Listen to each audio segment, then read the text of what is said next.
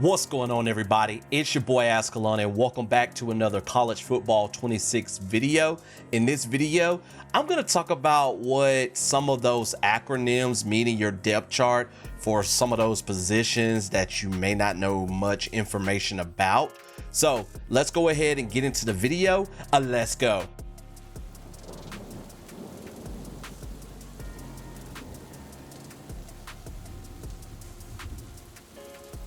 So some of you might be confused by some of the position spots in your depth chart.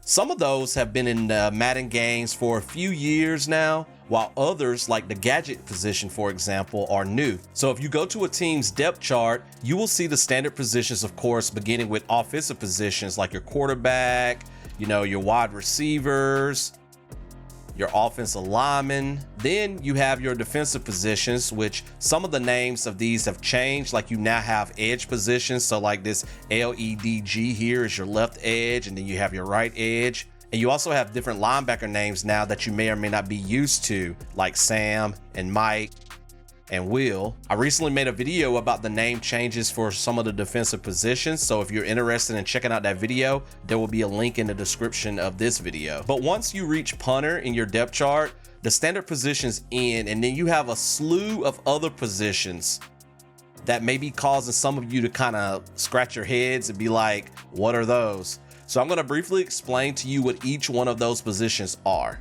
The first one is LS. This is your long snapper, which is the person responsible for snapping the ball to your punter or the holder on field goals and extra points. If you look at the default depth charts for pretty much every team, you will see this spot, the long snapper spot, occupied by a tight end, since EA lists any real long snappers as a tight end in the game. But of course, you can exchange the tight end for any offensive lineman you want to put here. Whoever you put here, though, you will want someone with decent blocking, since they may have to protect the punter or holder or kicker after the ball is snapped.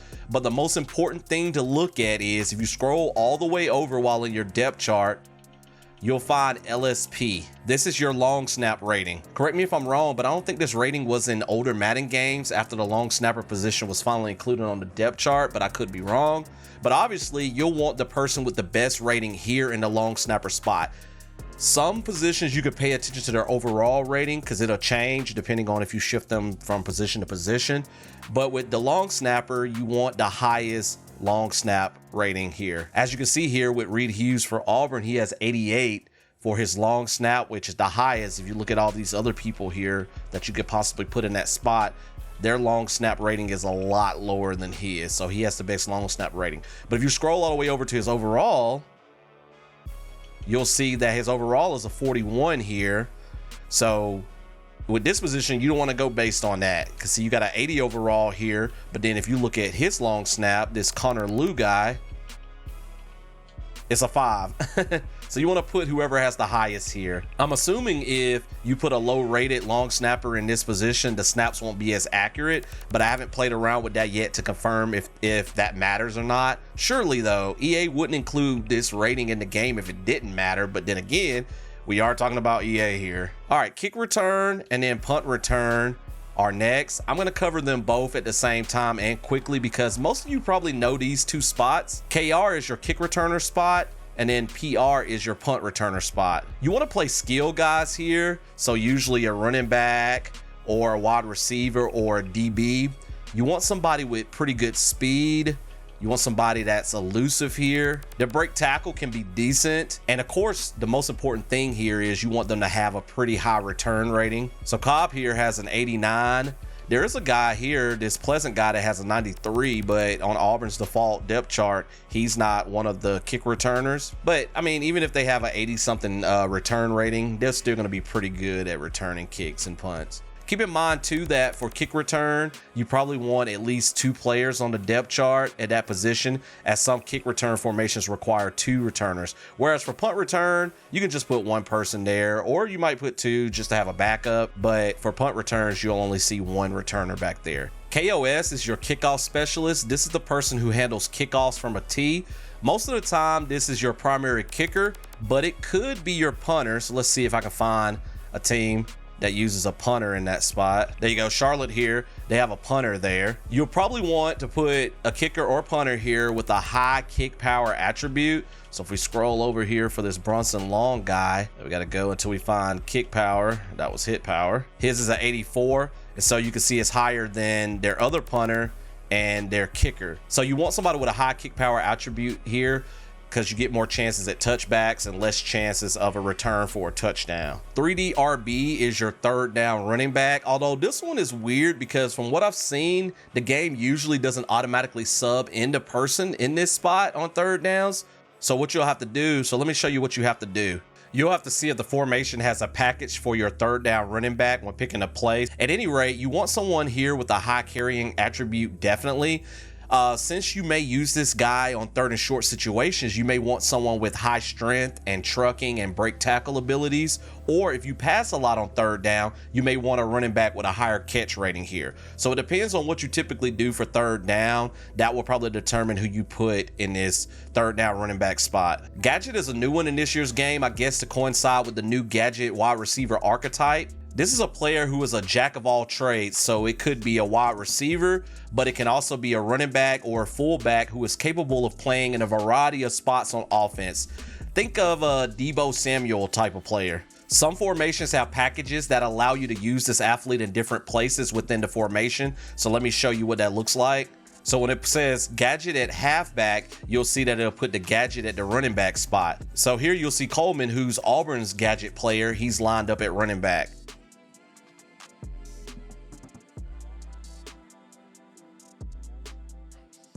So here, if I use the right stick, by the way, to change, to see what type of subs you can do with these different packages. So for gun here, you may also see slot gadget. So that'll put your gadget in the slot spot. So with gadget, you can move them around to different positions, depending on the sub packages for particular formations. So there you go. He was in the slot there. If you go to Wildcat formation, you'll see that your gadget will be lined up there. So you see Coleman is in the backfield here.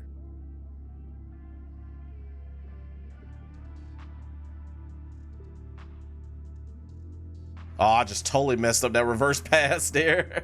It's really cool that they added this spot to the game this year, and the gadget is really fun to play around with. I typically put whoever has the highest overall rating for this gadget spot, but as you can see here, Cam Coleman is a 70 overall. Singleton actually would probably work better here. So like if I was actually using Auburn in Dynasty, I would probably put Singleton in this spot. But both of these guys, you can't go wrong with either one of them. Both of these guys are playmakers, and so either one of them will work here. But the highest overall does matter here as far as whoever you put in that gadget spot.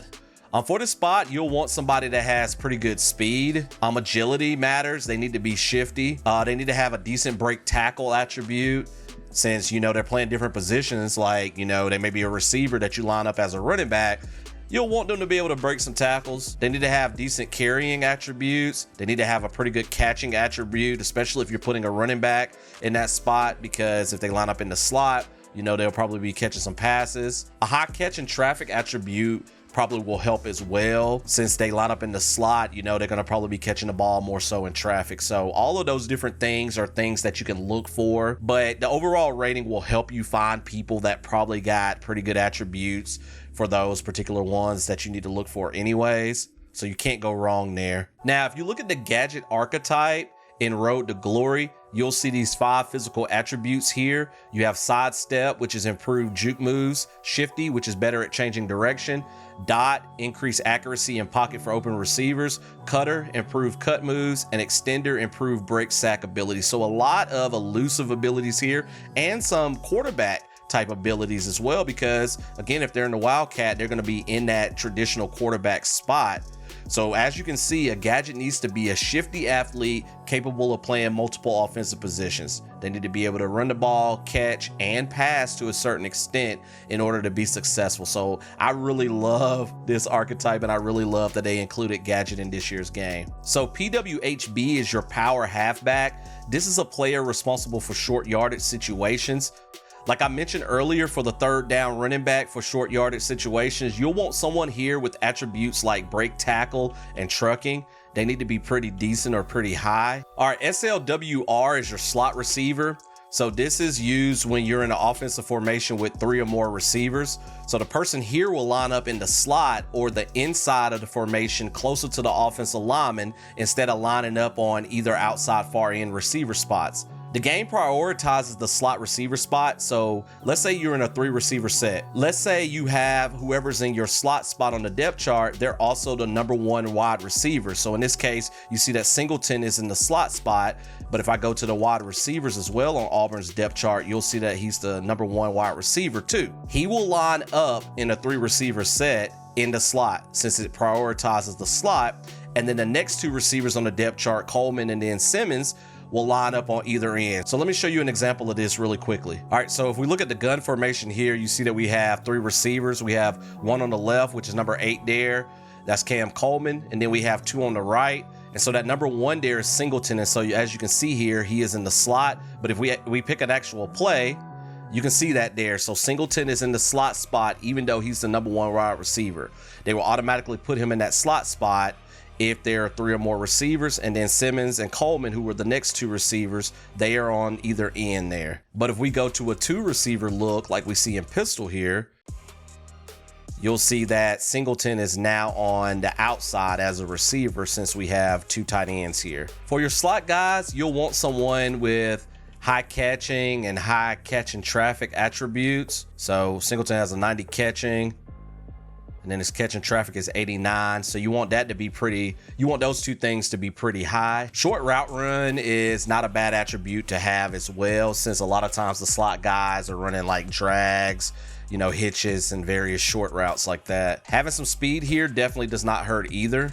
So you can see here, Singleton is 94. He's the fastest receiver we got there. All right, let's talk about RLE and RRE. Those are your rushing left end and rushing right end positions. These 2 seem to confuse people to a certain extent if you were to do a search online. Some people think that they are only the spots of defensive players that are used to attempt to block field goals and punts, and that is true. Like when you go to block field goals and punts, you would typically see these guys on the edges. But these 2 spots on the depth chart mean more than that. If you've seen my video on playing as an edge rusher in Road to Glory, I talk about these 2 spots. But if you haven't seen that video, these are your edge rushers for certain formations on defense. In particular, thanks to a few commenters on the video I just mentioned, these guys will line up as edge rushers in nickel and dime formations. Pretty much whenever you have extra defensive backs on the field.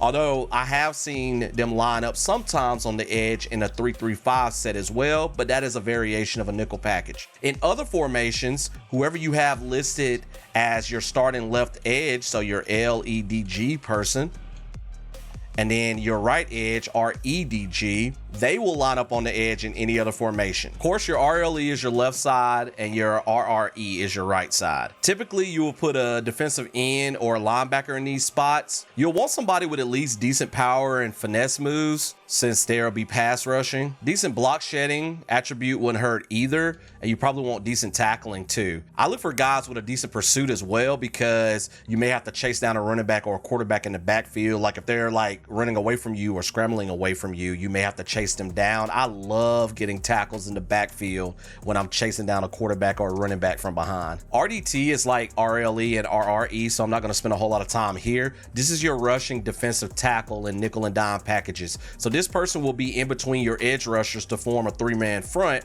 although linebackers or the nickel backer may sometimes walk down to the line of scrimmage to add numbers to a blitzing defensive front or to help disguise coverages. So whenever you're deciding on which player to put here, you want somebody with high attributes like what I talked about earlier, and it'll probably be a tackle or an edge guy more than likely that you'll put here. You probably won't put a linebacker here. NT is your nose tackle. You see this spot in real life in like a 3-4 or a 3-3-5 defense where you have 3 guys up front. The nose tackle is in the middle, usually lined up in front of the center. You want someone here that's good at pass rushing and tackling for run stopping purposes. But if you look at the standard depth charts, I don't even know why EA included this position on the depth chart, because none of the teams have a nose tackle listed. So if you look here, I'm gonna flip through a few teams, you see there's no nose tackle. So I found that kind of funny. So you could just set your defensive tackles however you want them under DT in the depth chart. So just go there, set them in whatever order you want and not even fool around with the nose tackle or that NT spot if you wish. I just thought it was funny though that they included it, but they don't even have any nose tackles listed. SUBLB is the sub linebacker. This may not be your guy listed as a starting linebacker, but it can be. In nickel and dime formations, you may see the sub linebacker on the field replacing a linebacker that is being used in one of the edge spots or something like that. You want to place somebody in this spot that has pretty decent tackling. You probably want some decent pass rush moves, and they probably need to have decent man and zone coverage as well, since depending on your defensive scheme, they may be asked to do any of those things, pass rush or drop into pass coverage. And lastly, you have SLCB. This is your slot corner. This is just like the slot receiver I covered earlier, but of course on defense. Whenever you are in a nickel or dime formation, you have extra defensive backs on the field. So that means you have more than 4. I don't know if I explained that earlier. So in a nickel defense, you have 5 defensive backs, and in a dime package, you have 6 defensive backs. And you do that primarily to stop a team that's passing the ball a lot, get some faster guys out there. So the slot corner will line up inside of the other cornerbacks who are out on either edge of the defense. This person can be a corner, a safety, or even an outside linebacker. I think some teams have outside linebackers listed. Let me see if I can find one. Yeah, see Buffalo here, they have a outside linebacker in the starting slub corner spot. What? Bro, what are you talking about, man? Starting slub.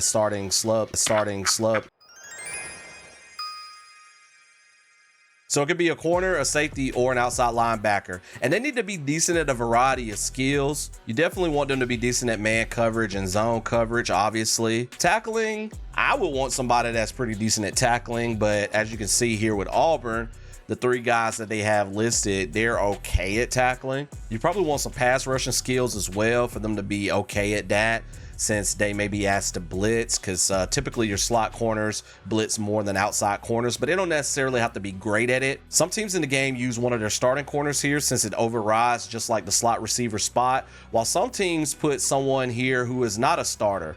They may put somebody that specializes primarily in the slot. It seems like, I don't even know if you could pick a linebacker, but it does seem like some teams put a linebacker there. You can see here with this Brown guy though, his overall rating here is a 0.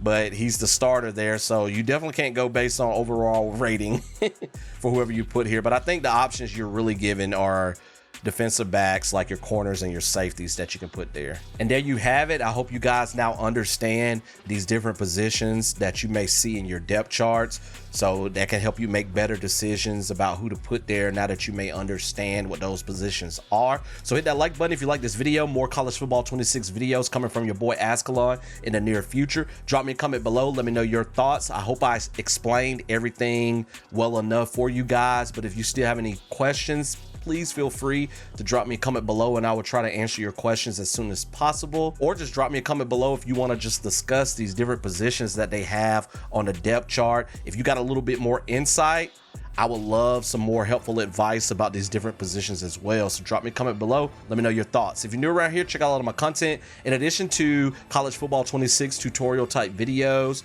I got some Let's Plays coming of College Football 26. I do Let's Plays of other sports games, of indie horror games. I got some ranking videos on my channel, a variety of gaming content. So if you like it, definitely hit that subscribe button. I'm getting steadily closer and closer to 4,000 subscribers. I think I was about 70 or so out as of the recording of this video. So if you hit that subscribe button and join the Asgardian community today, I will appreciate you more than you will ever know. So hit that subscribe button, join the Asgardians today. All right, I will see you guys in another video, whatever video that may be. Thank you so much for spending time with me today. You could have been anywhere in the world playing some college football on a huge, big old, nice TV with ray tracing and all kind of cool stuff. I don't even know what some of that stuff means. But you chose to spend some time with your boy Azkhalon, and I greatly appreciate it. Y'all take care. Peace.